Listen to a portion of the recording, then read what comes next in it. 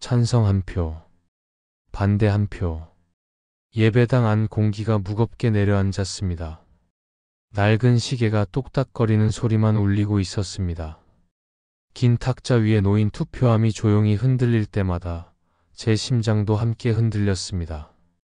그날은 제 신임 투표일이었습니다. 교회 설립 이래 처음 있는 일이었고 그 대상이 바로 저였습니다. 저는 차분히 기도했습니다. 주님, 결과보다 당신의 뜻이 이루어지게 하소서. 그러나 마음 한구석이 계속 떨렸습니다. 그동안 부족했지만 성심껏 섬겼다고 믿었기에 그래도 대부분은 함께 가겠지 그렇게 생각했습니다. 한 장, 두 장씩 투표용지가 모였습니다. 회의를 맡은 장로님이 떨리는 손으로 종이를 펴기 시작했습니다. 찬성 한 표, 반대 한 표. 순간마다 공기가 갈라졌습니다. 반대표가 늘어날 때마다 제 숨소리가 더 거칠어졌습니다. 종이 한 장이 펼쳐질 때마다 제 지난 사역이 심판받는 듯 했습니다. 그리고 마지막 장이 열렸습니다. 장로님은 눈을 감았다가 떨리는 목소리로 말했습니다. 찬성 8표, 반대 12표. 그 말이 떨어지자 예배당 안은 정적에 휩싸였습니다. 어느 누구도 숨소리를 내지 않았습니다. 순간 귀가 멍해졌습니다. 눈앞이 아득해지고 의자에 앉은 성도들의 얼굴이 흐릿하게 보였습니다. 누군가는 고개를 숙였고 누군가는 애써 눈을 피했습니다. 오랫동안 함께 기도했던 권사님의 눈가에는 눈물이 맺혀 있었지만 그 눈물은 제 편을 위한 것이 아니었습니다. 그날의 예배당은 무너지지 않았습니다. 그저 오래된 나무 의자들이 조용히 그 자리를 지키고 있었을 뿐입니다. 하지만 제 마음은 산산조각이 났습니다. 장로님이 조심스럽게 말을 꺼냈습니다. 목사님, 결과가 이렇게 나왔습니다. 교인들의 뜻을 존중해야 하지 않겠습니까?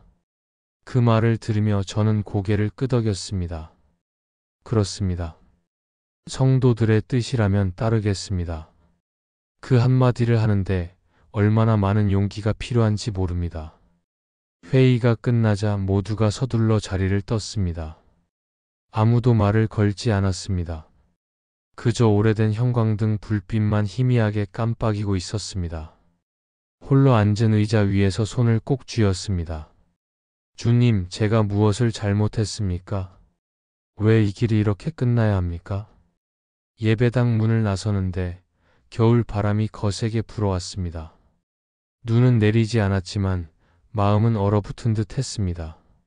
십자가 아래 서서 하늘을 올려다보았습니다. 붉은 네온빛 십자가가 여전히 켜져 있었지만 그날만큼은 그 빛조차 아프게 느껴졌습니다. 내가 무엇을 잘못했을까? 그 물음이 밤새도록 귓가를 맴돌았습니다. 기도를 해도 눈물이 먼저 쏟아졌습니다. 10년 넘게 쌓아온 설교, 봉사, 신방, 그 모든 것들이 한순간에 부정당한 듯 했습니다. 그날 이후 교회의 문을 나서며 마음속에 작은 다짐을 세웠습니다. 이 고통조차도 주님이 허락하신 일이라면 반드시 이유가 있을 것이다. 그러나 그 이유를 알기까지 저는 긴 침묵의 시간을 지나야 했습니다. 그 교회는 작았습니다. 시골길을 따라 굽이굽이 들어가면 언덕 위에 조용히 서 있는 예배당 하나. 붉은 벽돌이 바래고 십자가의 불빛은 오래된 전구처럼 희미했지만 그 안에는 따뜻한 숨결이 있었습니다. 겨울이면 아궁이에 불을 떼서 예배당을 덮이고 여름이면 부채질을 하며 찬송을 불렀습니다. 성도들은 18명 남짓. 누군가는 논의를 마치고 누군가는 시장 일을 마치고 손에 흙과 땀을 묻힌 채 예배당으로 들어오곤 했습니다. 그들이 찬송을 부를 때면 저는 그 소리를 천사의 노래처럼 들었습니다. 누구보다 가난했지만 예배만큼은 부유했습니다. 누군가 반찬을 가져오면 모두 함께 나누었고 예배 후엔 늘 웃음이 넘쳤습니다. 그곳에서 저는 목회자의 참된 행복이 무엇인지 알았습니다. 사람이 많지 않아도 주님의 사랑이 중심이면 그곳이 천국이었습니다. 그런데 어느 봄날 낯선 부부 한 쌍이 교회에 들어왔습니다. 단정한 옷차림, 말씨도 공손했습니다. 서울에서 내려왔습니다. 이곳에 부모님이 계셔서 자주 내려오게 되었습니다. 아이들은 서울에서 학교를 다닙니다. 그들의 얼굴에는 신앙의 열정이 가득해 보였습니다. 첫인상은 참 좋았습니다. 예배 후 식사 자리에서 저는 말했습니다. 멀리서 오시느라 수고 많으셨습니다. 함께 신앙생활 잘 해봅시다. 그날 이후 그들은 교회의 중심이 되어 갔습니다. 새벽마다 예배당 불을 먼저 켰고 성도들이 오기도 전에 청소를 마쳤습니다. 주방에서도 솔선수범했고 교회 행사 때면 언제나 제일 앞에 있었습니다. 저는 그런 열심이 너무 고마웠습니다. 하나님께서 귀한 분들을 보내주셨구나. 그 마음 하나로 저는 기도마다 그들을 축복했습니다. 교회 분위기는 점점 밝아졌습니다. 그 부부의 손길이 닿은 곳마다 새로워졌습니다. 헌금함도 바꾸자고 제안했고 성가대 복장도 정리하자고 했습니다. 낡은 현수막을 새로 만들겠다는 말에 성도들도 다들 기뻐했습니다. 하나님이 이 작은 교회를 새롭게 하시는구나. 그때까진 의심조차 없었습니다. 하지만 이상한 일들이 서서히 일어나기 시작했습니다. 어느 주일 설교를 마친 후였을 겁니다. 새로운 집사님이 조용히 다가와 말했습니다. 목사님, 혹시 예배 시간 조금 바꿔도 될까요? 요즘 사람들이 늦잠을 자서 그런지 출석이 줄어드는 것 같습니다. 처음엔 좋은 의견이라 생각했습니다. 그래서 새벽 기도 시간을 조정했고 주일 예배 시작도 10분 늦췄습니다. 그런데 그때부터였을까요? 예배의 흐름이 조금씩 변했습니다. 말씀보다 분위기를 강조하는 말이 자주 들렸고 기도보다 모임이 더 많아졌습니다. 한 번은 그 집사님이 교인 몇 분을 집으로 초대했습니다. 저도 감사의 의미로 잠깐 들렀습니다. 그런데 그 자리에선 신앙이 아니라 교회 운영 이야기가 중심이었습니다.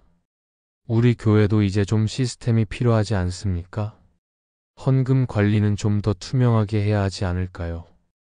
말만 들으면 맞는 말이었습니다. 그러나 그 말의 끝에는 항상 목사님은 모르셨겠지만이라는 단서가 붙었습니다. 그때부터였습니다. 교회 안에서 제가 모르는 일이 하나둘 늘어가기 시작했습니다. 교회 안의 공기가 서서히 달라졌습니다. 예배 후 웃던 얼굴들이 조용해졌고 식사 자리에서도 누군가가 빠지기 시작했습니다. 요즘 다들 바쁘시네요. 그렇게 웃어넘겼지만 마음속에는 알 수 없는 불안이 일었습니다. 무언가 흐름이 바뀌고 있다. 그럼에도 저는 그들의 헌신을 의심하지 않았습니다. 의심하는 순간 제 자신이 옹졸해질 것 같았기 때문입니다. 그해 여름 교회 재정회의가 열렸습니다. 그 집사 부부가 회계에 도움을 주겠다며 직접 장부를 맡았습니다. 목사님, 조금 정리하면 더 보기 편할 거예요. 저는 감사한 마음으로 맡겼습니다. 헌금 내역은 늘 투명하게 공개됐고 남은 돈은 다음 달 사역비로 2월 되는 단순한 구조였습니다. 그런데 그날 회의 중 한 성도가 조심스럽게 물었습니다. 목사님, 지난달 헌금 중에 사용처가 명확하지 않은 게 있다고 하던데요. 순간 분위기가 싸늘해졌습니다. 무슨 말씀입니까? 다 공개했는데요. 옆에 있던 집사님이 곧바로 말을 이었습니다. 아, 그건 아마 목사님이 급하게 사용하신 것 같습니다. 제가 들었습니다. 그 말에 교인들이 서로 얼굴을 마주 봤습니다. 저는 당황했습니다. 제가요? 그런 일 없습니다. 그날은 말을 잇는 순간 갑자기 제 입이 굳어졌습니다. 누군가가 저를 믿지 않는 눈빛으로 바라보고 있었습니다. 그날 회의는 어색하게 끝났습니다. 그러나 그 일이 교회의 균열점이 되었습니다.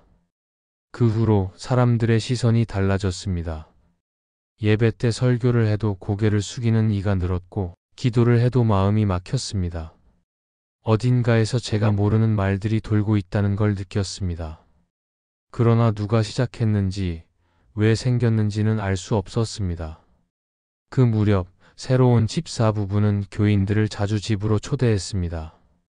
그리고 그 모임에서 교회 문제를 논의했습니다. 목사님은 좋은 분이지만 조금 순진하신 것 같아요. 교회도 변해야 하지 않겠어요. 그 말들이 사람들 마음속에 작은 의심의 씨앗을 심었습니다. 의심은 빠르게 자랐고 결국 교회 전체를 덮었습니다. 저는 여전히 매일 새벽마다 기도했습니다. 주님, 제가 잘못한 게 있다면 깨닫게 하소서. 그러나 돌아오는 것은 침묵뿐이었습니다. 한때 웃음으로 가득했던 교회가 이제는 낯선 공간이 되어 있었습니다. 저는 설교단에 서면서도 성도들의 눈빛을 마주 보지 못했습니다. 무엇이 잘못된 걸까? 정말 내가 틀린 걸까? 그 물음이 점점 커져갔습니다. 그때 이미 보이지 않는 싸움은 시작되고 있었습니다. 제가 눈치채지 못한 곳에서 이단의 그림자가 서서히 교회 안으로 스며들고 있었던 것입니다. 그날은 평소처럼 주일 예배를 마친 오후였습니다. 예배당 뒤편에서 식사 준비를 돕고 있던 권사님 한 분이 조심스럽게 다가왔습니다. 손끝을 비비며 한참을 망설이던 그분이 결국 입을 열었습니다. 목사님, 요즘 이상한 말이 돌고 있습니다. 이상한 말이라니요? 목사님이 헌금을 개인적으로 쓰신다는 이야기가. 순간 숨이 턱 막혔습니다. 그게 무슨 말씀이십니까?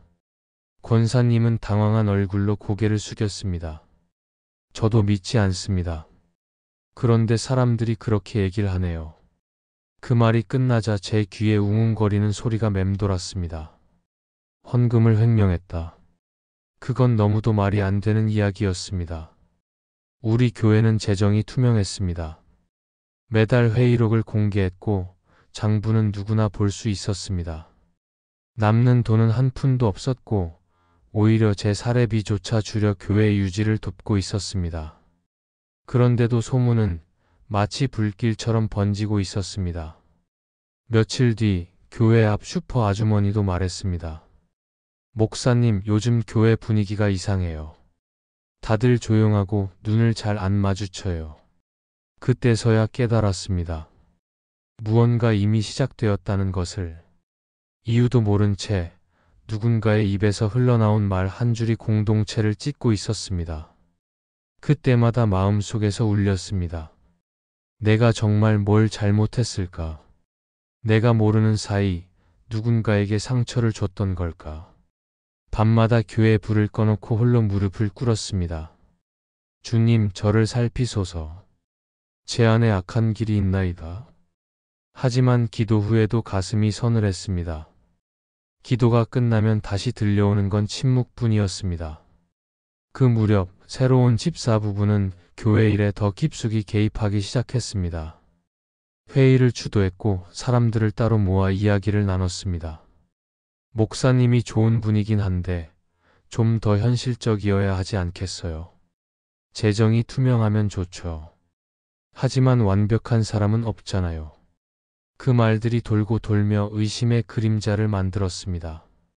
저는 애써 아무렇지 않은 척 설교를 했습니다. 그러나 강단에 서면 예전의 눈빛이 아니었습니다. 어떤 이는 설교 중에 눈을 피했고 어떤 이는 손목시계를 보았습니다. 기도를 하는 제 목소리는 점점 작아졌습니다. 말씀이 아닌 변명처럼 들릴까봐 말조차 조심스러웠습니다. 결국 장로님 한 분이 저를 찾아왔습니다. 목사님, 교인들 사이에 갈등이 커지고 있습니다. 정리를 위해 한 번쯤 재신임 투표를 하는 게 어떻겠습니까? 그 말이 얼마나 아프게 꽂혔는지 모릅니다. 재신임이라니. 그건 목사를 믿느냐, 믿지 않느냐를 숫자로 결정하겠다는 뜻이었습니다. 그래도 저는 고개를 끄덕였습니다. 좋습니다. 성도님들의 뜻을 따르겠습니다. 주님의 교회를 지키는 길이라면 그 어떤 불명예라도 감수하리라 마음먹었습니다. 그날 밤 잠을 이루지 못했습니다. 아내는 제 손을 꼭 잡고 말했습니다. 여보, 하나님이 아시잖아요. 억울해도 주님이 아십니다. 저는 그 말에 고개를 끄덕였지만 가슴 속에서는 알 수 없는 공허함이 퍼져갔습니다. 그래, 하나님이 아신다. 그런데 사람들은 그 생각이 떠오를 때마다 눈물이 베개를 적셨습니다. 며칠 후 교회 안에는 긴장감이 흘렀습니다. 장로님과 권사님들이 모이고 집사들이 속삭였습니다. 오늘 투표죠? 결과가 어떻게 나올까요? 익숙했던 예배당의 공기가 낯설게 느껴졌습니다. 찬양대의 목소리도 힘이 없었습니다. 예배가 끝나고 장로님이 자리에서 일어섰습니다. 이제부터 목사 재신임 투표를 실시하겠습니다. 흰색 종이가 하나씩 나눠졌습니다. 찬성 또는 반대. 단 두 글자뿐이었습니다. 그 종이를 손에 쥔 순간 마음이 갈라지는 소리가 들렸습니다. 주님, 이 모든 걸 당신께 맡깁니다. 기도를 속으로 되뇌며 눈을 감았습니다. 한 장, 두 장씩 투표함에 종이가 들어가는 소리가 유난히 크게 들렸습니다. 삐걱거리는 의자 소리마저 심장을 찔렀습니다. 잠시 후 회의 담당 장로님이 투표함을 열었습니다. 공기가 싸늘했습니다. 모두가 숨을 죽였습니다. 찬성 한 표, 반대 한 표. 한 장 한 장 종이가 펼쳐질 때마다 교회의 시간이 느려졌습니다. 찬성 6, 반대 9. 마지막 한 장이 남았습니다. 저는 눈을 감았습니다. 주님, 그래도 제 안에 미움이 없게 하소서. 그리고 들려온 마지막 한마디. 찬성 8표, 반대 12표. 그 말이 떨어지는 순간 예배당 안이 얼어붙었습니다. 누군가는 한숨을 쉬었고 누군가는 고개를 숙였습니다. 몇몇은 의자에 그대로 굳어 있었습니다. 저는 아무 말도 할 수 없었습니다. 이것이 성도들의 뜻이라면 따르겠습니다. 그 한마디를 내뱉는데 온몸이 떨렸습니다. 말을 마치자 누군가 조용히 자리에서 일어났습니다. 그 집사 부부였습니다. 그들은 미묘한 미소를 지으며 고개를 숙였습니다. 그 미소가 이상하게 서늘했습니다. 사람들은 차례로 예배당을 떠났습니다. 누군가는 제 손을 잡으려다 말았고 누군가는 인사조차 하지 않았습니다. 홀로 남은 예배당 안에는 오래된 시계 소리만 똑딱거렸습니다. 십자가 불빛이 깜빡이던 그 순간 저는 주저앉았습니다. 주님, 왜 이리까지 하십니까? 제가 무엇을 잘못했습니까? 눈물이 바닥을 적셨습니다. 그날 밤 집으로 돌아와 무릎을 꿇었습니다. 억울함보다 허무함이 더 컸습니다. 내가 잘못한 게 맞을까? 혹시 내가 너무 미숙했던 걸까? 너무 순진해서 분별하지 못했던 걸까? 기도는 눈물로 흘러내렸습니다. 아내는 옆에서 묵묵히 제 등을 쓸어내렸습니다. 여보, 하나님은 알고 계셔요. 당신의 눈물 한 방울도 헛되지 않을 거예요. 그러나 그날 밤 저는 믿음조차 흔들렸습니다. 하나님이 정말 나를 보고 계신 걸까? 정말 내 편이신 걸까? 기도의 끝은 늘 침묵이었고 그 침묵이 제게는 벌처럼 느껴졌습니다. 하지만 그때는 몰랐습니다. 이 억울함과 침묵 뒤에 주님이 이미 일하고 계셨다는 것을, 이 모든 일이 교회를 향한 악한 세력의 손길이었다는 것을. 그날의 투표는 제 사역의 끝이 아니라 하나님이 새로 시작하실 첫 장면이었습니다. 교회를 떠난 날 손에는 아무것도 들리지 않았습니다. 작은 상자 하나의 성경책과 찬송가, 그리고 몇 장의 설교 원고가 전부였습니다. 예배당 문을 닫으며 저는 마지막으로 고개를 숙였습니다. 주님, 이것이 끝이라면 받아들이겠습니다. 차가운 바람이 문틈을 스치고 지나갔습니다. 십자가 불빛은 여전히 켜져 있었지만 제 마음의 불은 꺼진 듯 했습니다. 그날 이후 저는 목사의 이름을 내려놓았습니다. 새로운 교회에 등록할 때도 이름만 적고 목사라는 단어는 쓰지 않았습니다. 그저 한 명의 성도로 조용히 예배드리고 싶었습니다. 낯선 교회 구석자리에서 찬송을 부를 때마다 목이 메었습니다. 주여, 저는 이제 무슨 자격으로 이 찬송을 부를 수 있습니까? 그런 생각이 밀려올 때마다 눈물이 흘러내렸습니다. 생계를 위해 작은 일을 시작했습니다. 건축 자재를 나르고 조용히 일을 배웠습니다. 처음에는 손에 굳은 살이 박히고 어깨가 쑤셨지만 그 일을 통해 묵묵히 하나님께 기도할 시간을 얻었습니다. 주님, 이 길 끝에 다시 쓰임 받을 수 있을까요? 그러나 돌아오는 것은 여전히 침묵이었습니다. 그 침묵 속에서도 이상하게 마음 한켠엔 끝이 아니다라는 감각이 있었습니다. 어느덧 계절이 2번 바뀌었습니다. 그때 뜻밖의 연락이 왔습니다. 목사님, 저희 교회 안이 그 교회에 이상한 일이 생겼습니다. 전 교회 집사였던 한 분의 목소리는 떨리고 있었습니다. 새로 오신 목사님이 뭔가 이상합니다. 예배 분위기가 변했어요. 기도보다 이상한 구호를 외치고 성경보다 다른 책을 읽습니다. 처음엔 믿기지 않았습니다. 그럴 리가 있겠습니까? 그 교회가? 정말이에요, 목사님. 그 부부가 데려온 새 목사님이 이상한 말씀을 전하고 있습니다. 그리고 요즘 들어 교인들에게 다른 모임을 권하고 있어요. 전화를 끊은 뒤 한동안 움직이지 못했습니다. 심장이 서늘하게 식었습니다. 그날 밤 저는 인터넷을 뒤졌습니다. 그 목사라는 사람의 이름을 검색했을 때 화면에 낯익은 단체명이 떴습니다. 이단 단체, 정통교단에서 제명된 자, 수년간 지방 교회를 돌며 분란을 일으켰다는 기사였습니다. 손이 떨렸습니다. 그 부부가 그 사람을 불러온 것이었습니다. 처음부터 그들은 교회를 차지하려 했던 것입니다. 그들의 봉사, 헌신, 친절은 모두 포장된 함정이었습니다. 그제야 모든 퍼즐이 맞춰졌습니다. 이유 없이 돌던 헌금 소문, 재신임 투표, 교인들의 이탈. 모두 철저히 계획된 일이었습니다. 그 사실을 깨닫는 순간 무릎이 꺾였습니다. 바닥에 엎드려 오열했습니다. 주님, 제가 눈이 멀었나이까? 왜 분별하지 못했습니까? 왜 그들의 말을 믿었습니까? 눈물이 바닥을 적시고 손끝까지 저려왔습니다. 그러나 그 통곡의 끝에 한 구절이 떠올랐습니다. 거짓 선지자들을 삼가라. 양의 옷을 입고 너희에게 나오나 속에는 노략질하는 일이라. 그 구절이 심장을 찔렀습니다. 양의 옷을 입은 일이. 그들이 바로 그랬습니다. 겉으로는 봉사자였고 속으로는 교회를 삼키려는 자들이었습니다. 그들은 교회를 얻었지만 진리는 잃었습니다. 그들의 예배는 찬송이 아니라 자기 이름을 높이는 노래가 되었습니다. 며칠을 울었습니다. 분노와 슬픔이 뒤섞여 마음이 무너졌습니다. 그러나 이상하게도 그 눈물 속에서 주님의 음성이 들려왔습니다. 내 교회는 사람의 손으로 세워진 것이 아니다. 그 한마디에 심장이 멎는 듯 했습니다. 그래, 교회를 세우신 분은 내가 아니라 하나님이셨습니다.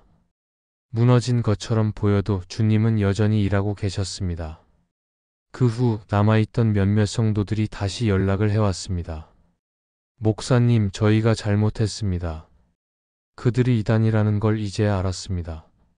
그 목소리에는 울음이 섞여 있었습니다. 지금이라도 늦지 않았습니다. 우리 다시 함께 예배드리면 안 될까요? 그 말을 듣는 순간 가슴이 터질 듯 했습니다. 감사합니다. 다시 시작합시다.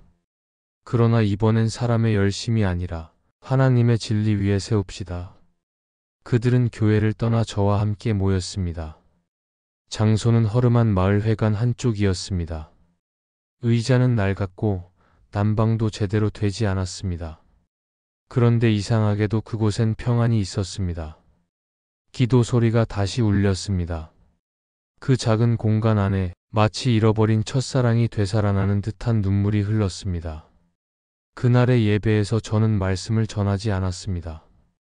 다만 무릎을 꿇고 이렇게 고백했습니다. 주님, 저는 교회를 지키지 못한 목사였습니다. 그러나 당신은 교회를 버리지 않으셨습니다. 사람들은 함께 울었습니다.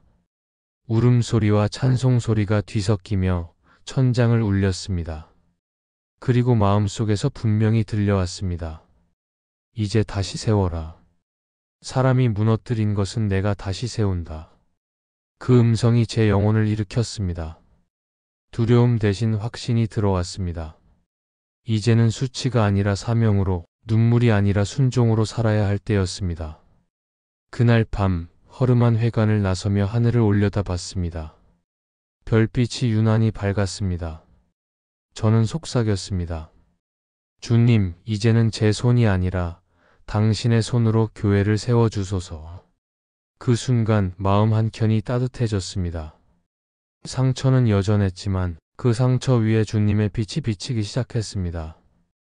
허름한 마을 회관 안에 낡은 의자와 작은 전기난로 하나뿐이었습니다. 그럼에도 그날 예배는 눈물로 가득했습니다. 찬송가 204장 내 주를 가까이 하게 함은, 그 노래를 부르는 순간 모든 성도들이 손수건으로 눈물을 닦았습니다. 저 역시 목이 메어 찬송을 끝내지 못했습니다. 이곳이 새 예배당이었지만 주님은 분명 이곳에도 임재하고 계셨습니다. 그날 저는 설교를 준비하지 않았습니다. 대신 한 가지 고백만 전했습니다. 사랑하는 성도님들, 저는 실패한 목사였습니다. 교회를 지키지 못했고 사람의 말을 분별하지 못했습니다. 그러나 하나님은 제 실패 위에서 새 일을 시작하셨습니다. 사람들이 고개를 숙였습니다. 어떤 이는 흐느끼며 아멘이라 외쳤습니다. 그 울음 속에는 분노도 억울함도 아닌 오직 회개의 눈물이 섞여 있었습니다. 그날 예배는 그렇게 끝났습니다. 누구도 먼저 일어나지 않았고 모두 무릎을 꿇은 채 오랫동안 침묵했습니다. 그 후로 우리는 매 주일마다 모였습니다. 때로는 회관이 잠겨 있어 밖에서 예배를 드렸고 겨울엔 숨결이 입김으로 하얗게 피어올랐습니다. 그러나 아무도 불평하지 않았습니다. 성도들은 각자의 자리에서 새벽마다 기도했습니다. 주님, 다시 시작하게 하신 이유가 있겠지요. 그 기도가 쌓이고 쌓여 3개월 만에 한 성도의 땅에 컨테이너를 놓고 작은 예배당을 세웠습니다. 그 예배당엔 이름도 없었습니다. 그저 주님의 집이라 불렀습니다. 간판 하나, 장식 하나 없었지만 그곳에서 드려지는 찬송은 하늘을 울렸습니다. 예배가 끝나면 사람들은 서로를 안았습니다. 목사님, 주님이 우리를 버리지 않으셨네요. 그 말이 제게는 천국의 언어처럼 들렸습니다. 저는 그날 일기를 썼습니다. 쫓겨난 목사였지만 버림받은 목사는 아니었다. 그 한 줄을 쓰고 나서야 눈물이 멎었습니다. 하나님은 침묵하셨던 것이 아니라 무너진 저를 다시 빚고 계셨던 것이었습니다. 그날 밤 말씀을 펴니 이 구절이 눈에 들어왔습니다. 내가 이 반석 위에 내 교회를 세우리니 음부의 권세가 이기지 못하리라. 마태복음 16장 18절. 그 말씀이 제 영혼을 꿰뚫었습니다. 그렇습니다. 교회를 무너뜨린 것은 사람이었지만 다시 세운 분은 하나님이셨습니다. 이제 저는 두려워하지 않습니다. 이단의 속임수에도 사람의 비난에도 흔들리지 않습니다. 주님은 언제나 교회를 지키십니다. 우리는 그분의 손 안에 있는 작은 도구일 뿐입니다. 그 사실을 깨닫는데 너무 많은 눈물이 필요했지만 이제는 감사뿐입니다. 시간이 흘러 다시 처음 그 예배당 앞을 지나게 되었습니다. 폐허가 된 듯한 건물, 꺼진 십자가 불빛. 그러나 제 마음속에서는 새로운 불빛이 켜져 있었습니다. 그곳을 바라보며 조용히 중얼거렸습니다. 주님, 당신의 교회는 결코 무너지지 않았습니다. 사람이 떠나도 당신은 남아 계십니다. 그 순간 마음이 따뜻해졌습니다. 주님의 사랑은 끝나지 않았습니다. 지금도 그 작은 교회에서는 찬송과 기도가 멈추지 않고 있습니다. 이단에게 무너졌던 교회가 아니라 주님이 다시 세우신 교회입니다. 우리는 잃어버린 영혼들을 위해 기도합니다. 거짓의 어둠 속에 남은 이들이 다시 진리의 빛으로 돌아오길 소망하며 매일 무릎을 꿇습니다. 그리고 저는 오늘도 설교단에 오릅니다. 비록 작은 교회지만 한 영혼을 향한 주님의 사랑은 여전히 크고 뜨겁습니다. 그 사랑이 제 사명의 불씨가 되었습니다. 이제 저는 더 이상 두렵지 않습니다. 주님께서 제게 말씀하셨기 때문입니다. 사람의 표를 잃었으나 하늘의 인정을 얻었느니라. 사랑하는 성도님들, 혹시 여러분도 억울한 오해나 배신으로 마음이 무너졌습니까? 사람의 말은 무너뜨리지만 하나님의 손은 언제나 세워주십니다. 믿음의 불빛이 꺼진 것처럼 보여도 주님은 여전히 일하고 계십니다.